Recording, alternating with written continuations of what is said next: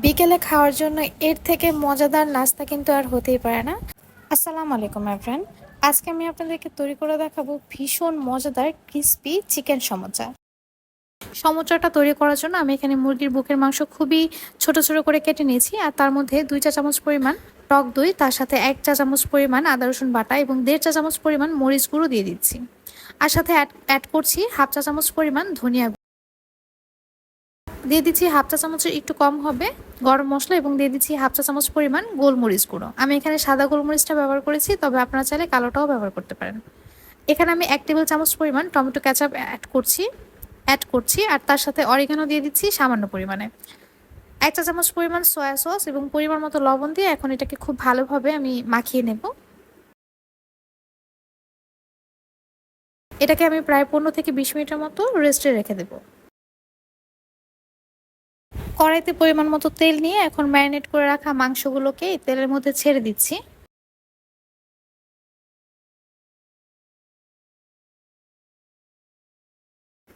চুলার আঁচটা বাড়িয়ে রেখে এখন এই মাংসগুলোকে আমি তেলের মধ্যে ভেজে নেব যতক্ষণ না পর্যন্ত এটা সাদা হয়ে আসে।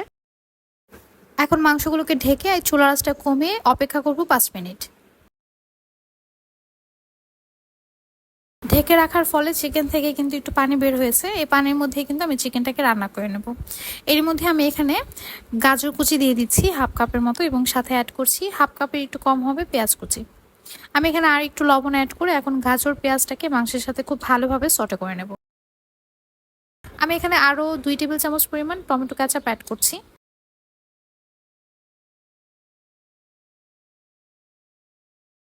মাংসটা সেদ্ধ হয়ে আসলে আমি এখন একটা ডাল ঘুটনির সাহায্যে এইভাবে মাংসটাকে থেতলিয়ে নেব।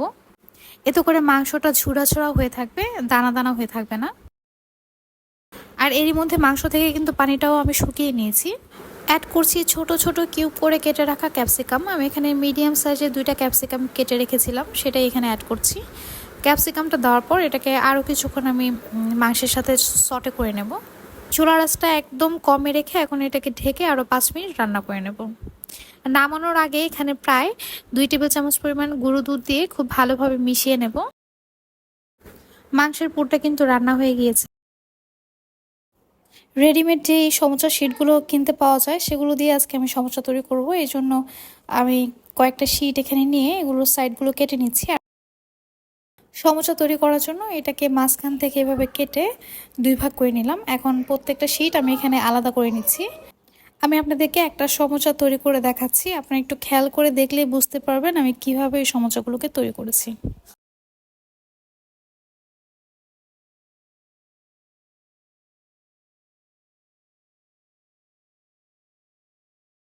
সমোসার ভাঁজটা দেওয়ার পর ময়দা দিয়ে একটু আঠালো একটা ব্যাটার তৈরি করে রেখেছিলাম, সেটা দিয়ে এখন এটাকে খুব ভালোভাবে সিল করে দিচ্ছি। এভাবে করে প্রত্যেকটা সমোসা আমি তৈরি করে নিয়েছি। সমোসাগুলোকে এইভাবে তৈরি করার পর আমি কয়েকটা সমোসা একটা এয়ারটাইট বক্সে করে ডিপ ফ্রিজে সংরক্ষণ করব। আর কয়েকটা সমোসা আমি আপনাদেরকে ভেজে দেখাবো। এই জন্য কড়াইতে তেল নিয়ে এটাকে হালকা গরম করে এখন সমোসাগুলোকে এই গরম তেলের মধ্যে ছেড়ে দিচ্ছি। এই সমোসাগুলো ভাজতে কিন্তু ডুবো তেলের প্রয়োজন পড়ে না। আপনারা এই পরিমাণ তেল নিয়ে কিন্তু সমোসাগুলোকে খুব ইজিলি ক্রিস্পি করে ভাজতে পারবেন।